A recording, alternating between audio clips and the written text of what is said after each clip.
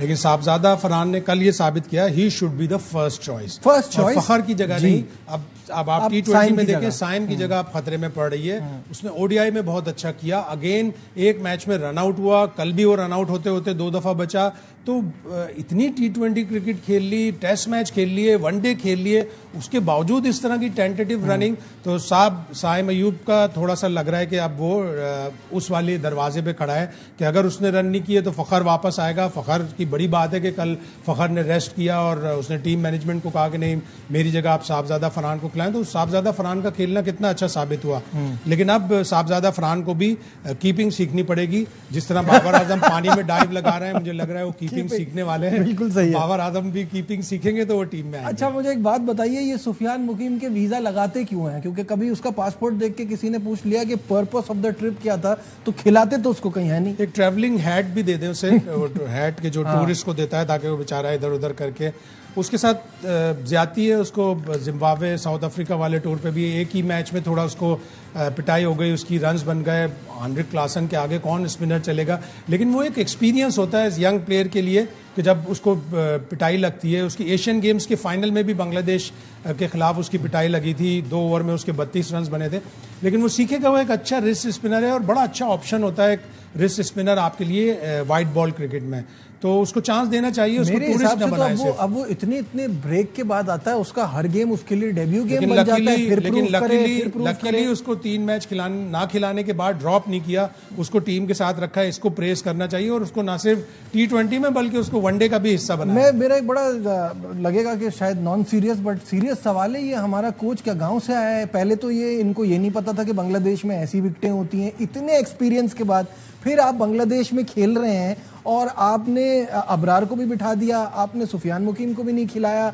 तो ये क्या प्लानिंग थी? मतलब पाकिस्तान बांग्लादेश से हारा है, बांग्लादेश से कुछ भी क्रेडिट नहीं ले रहे, उन्होंने बड़ी बड़ी टीमों को हराया अपने घर में, लेकिन हमने भी तो अपने आर्सेनल पूरी तरह से रेडी नहीं किया। हमारी टीम सही नहीं थी। फर्स्ट स्टेप तो यही होता है कि आपको विकेट की सबकी कंडीशन, आपको मैच की वेन्यू की कंडीशन आपको एसेस करनी होती है। फिर आपने दुरुस्त 11 प्लेयर्स का इंतखाब करना होता है। थोड़ा सा अगर होमवर्क करके पूछ लेते या कहीं से और जान लेते तो उनको पता हो जाता कि बांग्लादेश में ये 2 वेन्यूज हैं जहां ब्लैक सॉइल होती है। ब्लैक सॉइल पे बॉल ऊपर भी नहीं आती, बॉल डबल पेस भी होती है, स्पिनर्स को भी मदद करती है।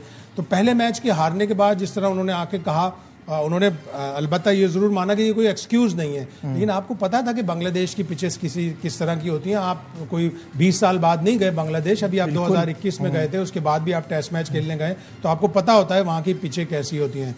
तो वो एक्सक्यूज इतना अच्छा नहीं लगा, लेकिन चलो देर आए दुरुस्त आए। अगर पहले मैच की थोड़ी सी प्लानिंग या दूसरे मैच की थोड़ी सी प्लानिंग अच्छी होती तो हम ये सीरीज नहीं ऐसा होता। बिल्कुल सही बात हो रही थी पाकिस्तान की वनडे और T20 टीम के हवाले से, और कल जो T20 सीरीज का इख्तिताम हुआ बांग्लादेश के खिलाफ, उसमें हमारी परफॉर्मेंस क्या रही, जो पाकिस्तानी प्लेयर्स की परफॉर्मेंस है उसके हवाले से भी एक ग्राफिक है, वो आपको दिखाते हैं। उससे आपको आइडिया हो जाएगा कि हमारी बैटिंग ने कितना शानदार परफॉर्म किया इस सीरीज में।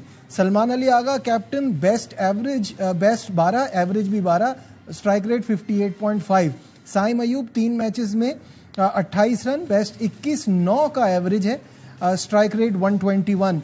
हसन नवाज के 33 रन किए हैं एक ही गेम में, एवरेज 11 का।